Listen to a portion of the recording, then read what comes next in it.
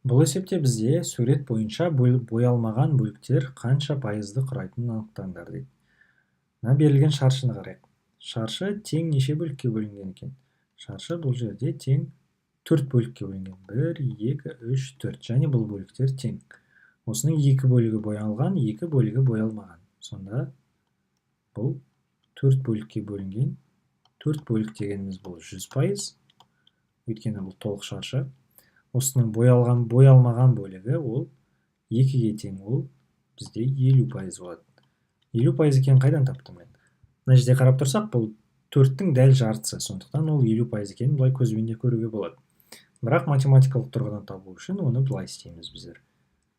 Біздер оны 4-тен 2 деп жазамыз. Өйткені ол 4 бөліктің 2-і боялмаған. 4-тен 2 дегеніміз ол алымында бөлімінде 2-ге бөліп жіберсек, алымында 2 бөлімінде алымында 1 бөлімінде 2 болады. 2-ден 1 шығады.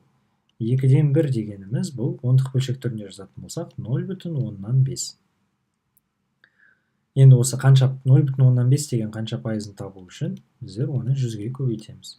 100%-ға көбейтсек бізде 50 шығады. 50%.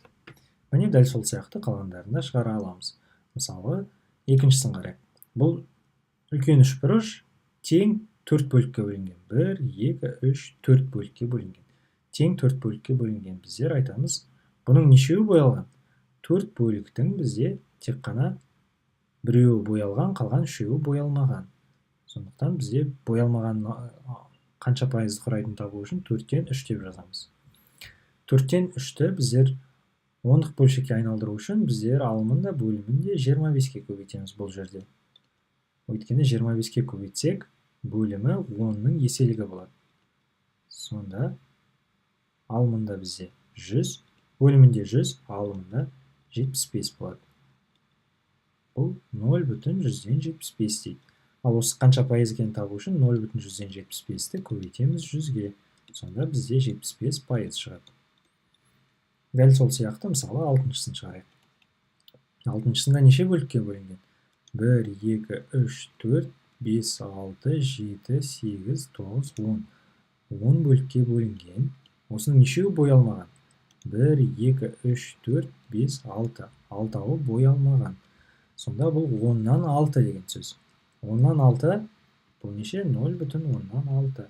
Осы қанша пайыз екенін табу үшін біз оны 100-ге көбейтеміз. 0,10-нан 6 көбейтілген 100%. Сонда бұл 60% деген сөз. Енді біз не айта аламыз?